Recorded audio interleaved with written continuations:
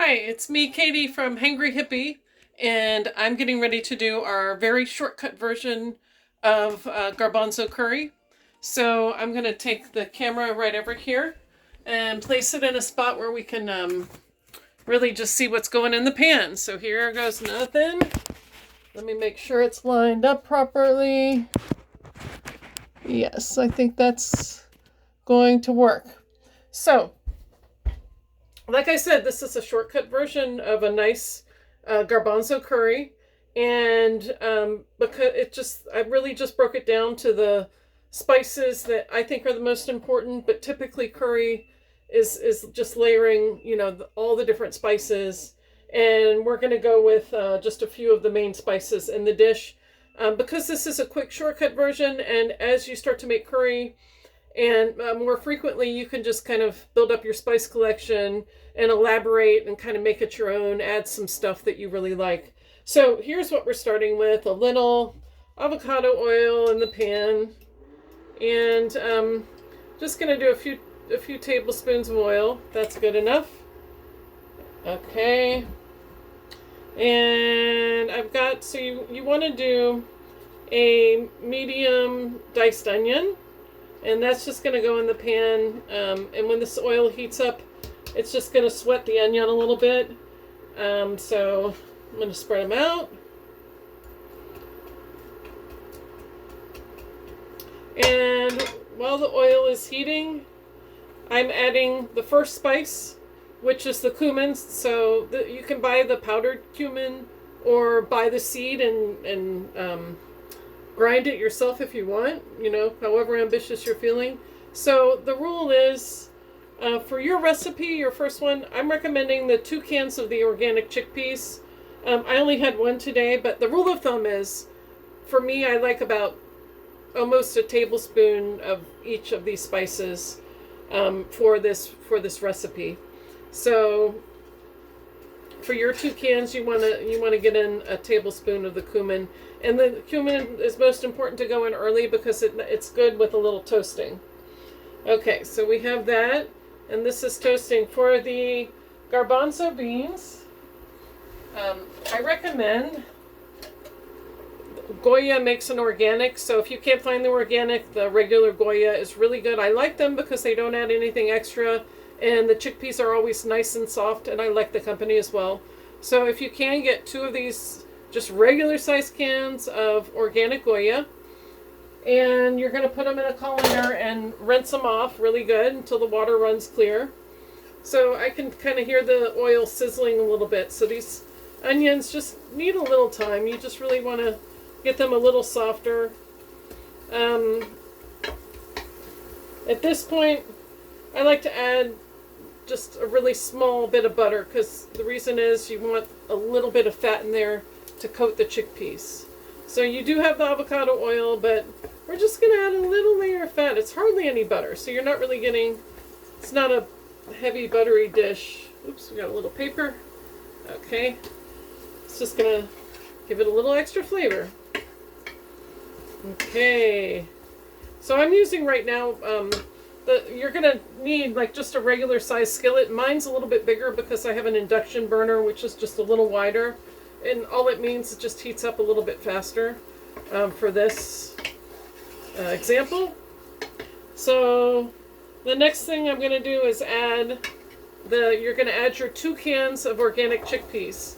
I thought I had 2 cans, but I actually only had 1, so I'm doing 1. But if you're going to make this dish, I recommend doing 2 because it's going to last longer, and you're taking the time to cut up the onion. And we're doing a quick version because you work a lot and you don't have time to do a longer version. So make a little bit more, and you can just, it stays really well in the fridge. So we got the chickpeas in there. Now it's time to add, you're going to want a nice teaspoon of turmeric. You can put more or less later on as you get used to the spice. And then I have garam masala. And the same thing. I'm just going to sprinkle a little bit in, probably with your 2 cans. It's the same thing. It's about a teaspoon that you're going to want. And I'm putting that just for the 1 can, but I'm fine with that a little extra. So a teaspoon of each, and you're going to have the written directions also. So this is just a video. Okay, so next step, tomato paste. Just regular can of tomato paste. If you want to use one that's not canned, the Palmy makes one that comes in like that little cardboard container, and it's really good too. I don't know if they actually make a paste, but they make a nice sauce, and essentially it's going to be reduced anyway. So you got a tablespoon of tomato paste. I'm going to put a little bit extra, and you spoon that in. Along with it, just a little bit of water. I have about a cup of water here on the side, and I'm just adding it little by little as the layers build up. So here we go. Tomato paste is mixed in. The spices are mixed in. Okay. We've got the onion really nice. Okay, so the other equipment that you're going to need is some kind of grater. You can do a regular big size grater. There's little handheld graters. There's also a zester that you can use because a lot of it's going to be more like zesting. All these graters have a small side, the zester. This one has a small side, the big one, and that's really what I like to use. So I'm comfortable with the zester, so I'm going to use that. So I've got a piece of ginger. And I keep it in the freezer because it stays longer and it's really easy to zest. It kind of shaves off like little specks of ice, and it tastes great. It does really well in the freezer. So I'm getting the ginger in there. You got to tap the zester to get some of that off. So you're going to get another layer of flavor in there with this ginger. And, you know, later you can play with how much you want in there. You may want a lot.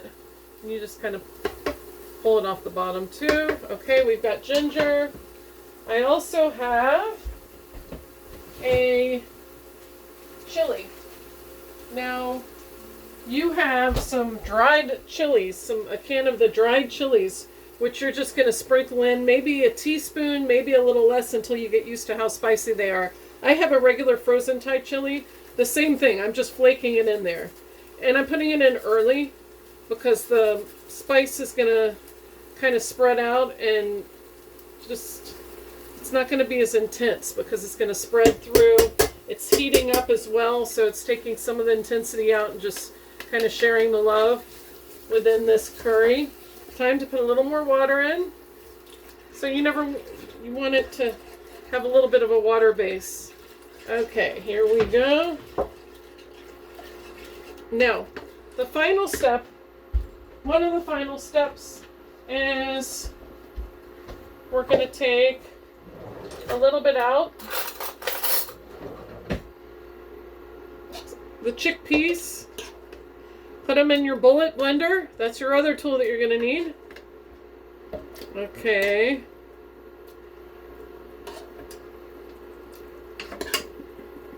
So I'm filling up the blender about a third of the way. Add a little bit of water so it can break down the chickpeas. This is going to stay heating on. Now remember, this doesn't look like much in the pan. You're actually going to have 2 cans in there, so there's going to be a lot left in there. So I am getting the base to my blender right now, and I'm plugging it in, and I'm going to blend this. So what this is going to do is really add some thickness.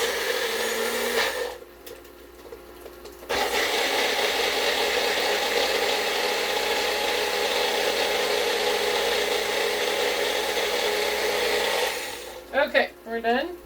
So this is going to add the creaminess to your curry, which is really nice. There is a ton of other ways to add some nice cream to your curry, but this is we're trying to go with the least amount of ingredients as you're starting to do curry, just to start with, and later you're going to build up and you're going to add on. So look at how beautiful this is. You finally have like more of a thick base. And it's time to the second addition of butter. Just add a little bit.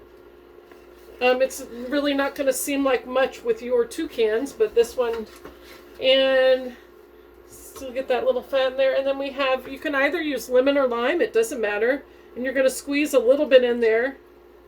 make sure there's no seeds so you can catch those. And there we go. So it's got a little bit watery. So depending on how you want to eat it, I'm going to let it simmer just a little bit more. So basically, that water is just evaporating. So it's just getting a little thicker. But that's essentially it. You've got all your spices in there, and it's very quick, maybe 10 minutes.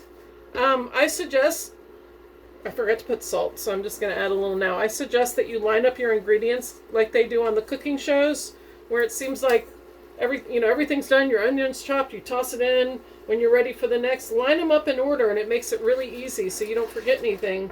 And it's simple. Really, the only the labor is where you have to eventually put the things in the blender, and in the beginning chopping the onion. But everything else is so simple. So I hope you enjoy it, and you're going to have the recipe and directions emailed to you as soon as possible.